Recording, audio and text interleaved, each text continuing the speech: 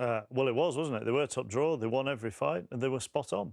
I was at Old Trafford in midweek and they played Leipzig and they were outstanding, had a good balance to their play. No balance today. And Arsenal were outstanding. Steel, determination, and organisation, which has come from the manager. Back three, really strong, as Willow said in commentary. Bellerin, Saka as the wing-backs. But the two midfield players, El Neni, probably the best game I've seen him play in an Arsenal shirt. Partey alongside. Finally, they've got the mobility in that midfield and someone alongside El Neni who can play. And this boy Partey can do everything. The repertoire that he has of passes, of tackles, of pace. Finally, Arsenal now, for me, have a top midfield suddenly. Obviously, they need to work on it, but there's patient build-up here. And it's difficult for Manchester United. They don't really get tight enough, and they just pick passes through them, and they get down this right-hand side with the wing-back, flashes across the box, and Aubameyang nearly gets on the end of it. And it was really good play, good organisation. Lacazette trying to drop into midfield to pick up the deep line midfield player. And again, this man's away, takes the ball. And he's class, absolute class, Partey. Again, getting round the ball, Arsenal, really good organisation.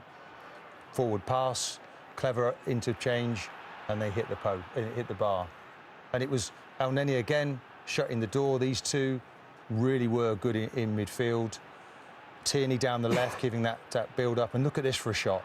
Talk about his repertoire of strong shot, good save from the keeper. And again, just, it's so smooth.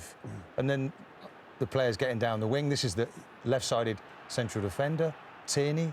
They do it slightly different. El Neni clearing up behind. And it was brilliant from Arsenal to see a proper midfield, not three in there, two in there, because they can do the job. Look, he loses it there. El Neni slows him down until his big brother gets back to clear up nicely. And that is a really good partnership and a great day for Arteta. And by having that three, as you highlighted at the start, and those two in front of them, and sometimes the wing-backs tucked in, as you showed in the first clip, it stifled United's diamond because it was all coming through the middle, yeah? Saka played it exceptionally well.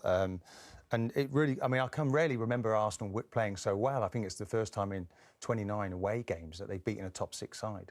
And that says something about the performance. And the build-up to Arsenal's penalty shows really how flat United were. Yeah, I think it summed up United. I mean, so inconsistent this season. You know, it's been some amazing games in Europe, but just look at the closing down here and the space that El Neni has, and then Aubameyang can just stroll off.